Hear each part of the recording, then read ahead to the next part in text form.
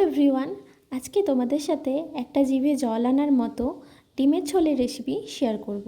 তো চলো স্টার্ট করা যাক। ফার্স্টেই আমি ডিম আর আলুটাকে সেদ্ধ করে নিয়েছিলাম এবং পেঁয়াজ, আদা, রসুন, লঙ্কা, টমেটো কেটে নিয়েছি। এরপর কড়াইয়ের মধ্যে আমি সাদা তেল দিয়ে দেব এবং তার মধ্যে কোয়া ছাড়িয়ে রাখা পেঁয়াজগুলো দেব। পেঁয়াজগুলো একদমই কুচি করবে না, জাস্ট কোয়াগুলো ছাড়িয়ে নেবে। এরপর আদা, রসুন, লঙ্কা আর টমেটো দিয়ে সেটাকে ভালোভাবে নাড়াচাড়া করে একটু লাল লাল করে ভেজে নেব। এখানে আমি কোনো লবণ ইউজ করিনি। তো এটা ভেজে তুলে নিয়ে এটা 1 মিনিট মতন রেখে দেব ঠান্ডা হতে। তারপরে এটা পেস্ট বানিয়ে নেব।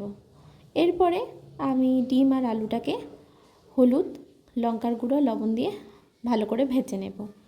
ভেজে নেওয়ার পর কড়াইটা পরিষ্কার করে তার মধ্যে আবার একটু সাদা তেল, গোটা গরম মশলা, গোটা জিরে দিয়ে তার মধ্যে ওই পেস্ট করা মিক্সচারটা দিয়ে দেব। দিয়ে একটু ভালো করে কষিয়ে নেওয়ার পর তার মধ্যে দেব হলুদ গুঁড়ো, লঙ্কার গুঁড়ো, জিরে গুঁড়ো, ধনে গুঁড়ো। এগুলো দেওয়ার পর এটাকে ভালো করে ঢাকা দিয়ে দিয়ে কষাতে হবে। ততক্ষণ কষাবে যতক্ষণ এর মধ্যে জলটা শুকিয়ে আসে আর তেলটা বেরোয়। মশলা থেকে যেই তেল বেরিয়ে আসবে তখন সামান্য একটু লবণ আর চিনি দিয়ে আরও কিছুক্ষণ একটুখানি কষিয়ে নেওয়ার পর দুটো কাঁচা লঙ্কা চিড়ে দিয়ে দেবে এবং জল দিয়ে দেবে। তারপরে যেই ডিম আর আলুটা আমি ভেজে রেখেছিলাম সেটাও এর মধ্যে দিয়ে ভালো করে মিক্স করে নেব। তারপরে পরিমাণ মতন জল দিয়ে দেব, যতটা তোমরা গ্রেভি রাখতে চাও সেই পরিমাণে।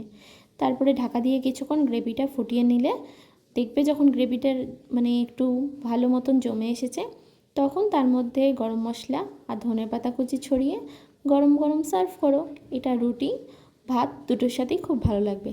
যদি আজকের রেসিপি ভালো লেগে থাকে তাহলে like, comment, share. Tata, bye bye.